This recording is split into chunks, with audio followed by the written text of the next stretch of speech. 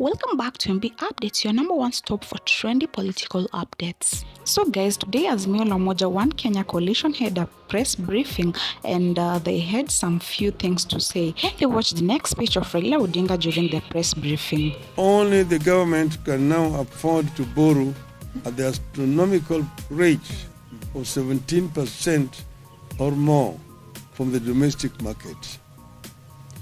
In other words, the government is competing with the private sector in the domestic financial market. The result has been that micro and small businesses are struggling, defaulting, and folding up, but the larger private sector is at best stagnating or equally folding up. In the last 1 year, the proportion of micro and small businesses defaulting on loans has increased by 17%. Today, 6 out of 10 micro and small businesses are either paying late, paying only a part of their installment, or are unable to pay.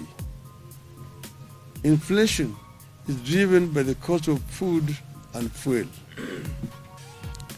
As long as the government has not resolved the price of food and fuel, the cost of living will not come down. No amount of fertilizer will lower the cost of food as long as the cost of fuel is unchecked. Diesel is one of the highest costs in farming. Even if you give the citizen a bag of fertilizer, but make it impossible for her or him to plow an acre of land, you have not solved the problem. The shilling taking the grains like maize, wheat, and rice that we import, those commodities have increased by 25%. As the economy has suffered, another grand betrayal of dreams has unfolded silently in the education sector. As a party, we believe that we cannot neglect education no matter the magnitude of the economic challenges that we are grappling with. We believe that if we are not to spend if we are to spend just on one thing, it should be education. In 1 year, Kenya Kwanza has thrown the education sector into a deep financial crisis. In public, Kenya Kwanza administration continues to talk about free education. The reality in our schools and homes across Kenya is that education is no longer free, either in primary or secondary schools. Inadequate funding is going into a full-blown crisis in primary and secondary schools, forcing head teachers to beg from well-wishers to help finance schools, straining parents further, and threatening the high enrollment reached in recent years as many students are sent home for school fees. Although academic year is coming to an end, the funds that have been released to schools are way below what was required.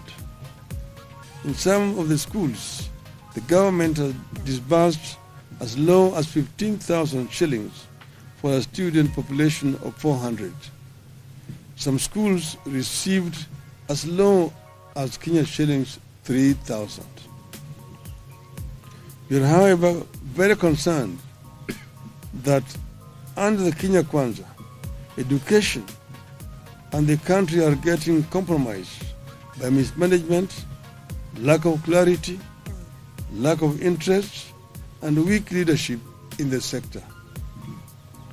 Verbally, education field officers have been instructed to work with schools, PTAs, and BOMs and approve measures to help schools raise funds for their operations. For schools, this only means raising school fees. As a result of weak leadership, examination integrity is back as an issue in our education. Implementation of the CBC curriculum is in chaos. Mismanagement persists as key institutions like the TSC, the KNEC, and the ministry itself. Inequality between public and private schools is rising. The quality and capacity of day schools is deteriorating. But more worrying is that parents are being forced to pay for this chaotic and poor quality education. In the first 1 year under Kenya Kwanza, the cost of education has gone up by 225%, but the quality is not guaranteed. Fellow Kenyans, this has been a disastrous 1 year under Kenya Kwanza, and we have no good new or encouraging words to offer. There are strong indications that the things will get worse or remain the same. We, however, refuse to ask you to tighten your belts. You have done enough. The ball is squarely in the court of the regime. They either act or await the fate that has fallen other insensitive and incompetent regimes across the continent. End of statement. It's clear,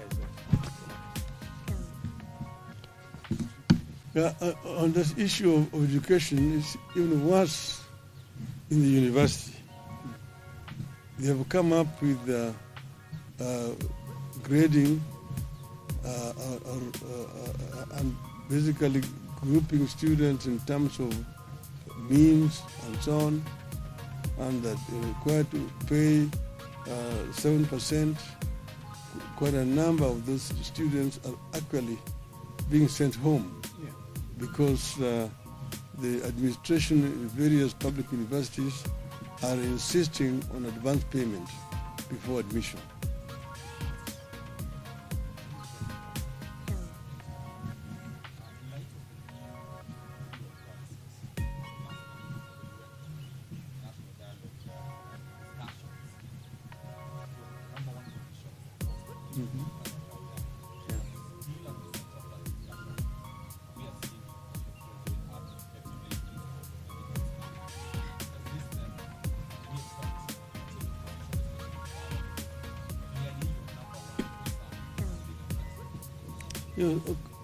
Of course, that is very true.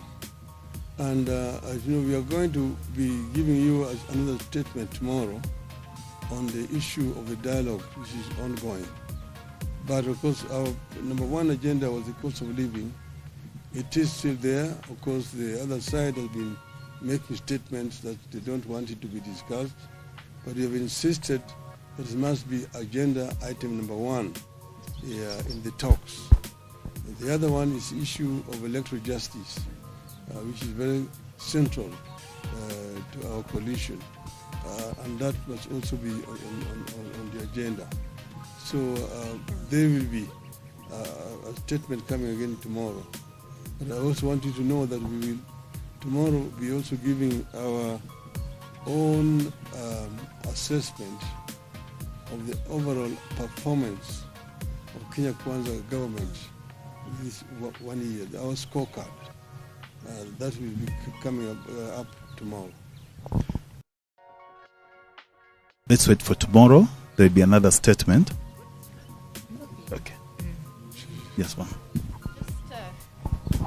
The government says the reason for the increase in fuel is global, global surge in oil prices. But a few months ago, the Kenya Kwanza government signed a deal with Gulf countries for oil importation. And they said this deal would reduce the demand on the dollar, which means then the shilling would come down and also reduce the price of fuel as well. What does the opposition make of this promise that was made by Kenya Kwanza?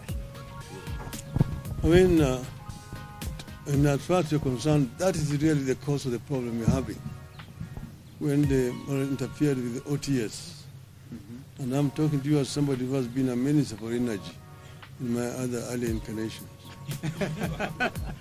so that is the cause of the mess that we're having. They said that we are going to do a G2G and that they are going to pay in Kenya shillings. Now you ask yourself, what are the Arabs in the Middle East going to do with Kenya shillings? She's falling down. So the time, as we say, the chicken are coming back home to roost. Yeah. Here. So that's put us where we are here. And it is unfortunate that it's the Kenyans who are innocent Kenyans who are basically now suffering when those who are responsible are globetrotting, looking at coffee in Colombia. The tigers, they're moving around when the Kenyans are suffering. It's very, very unfortunate indeed.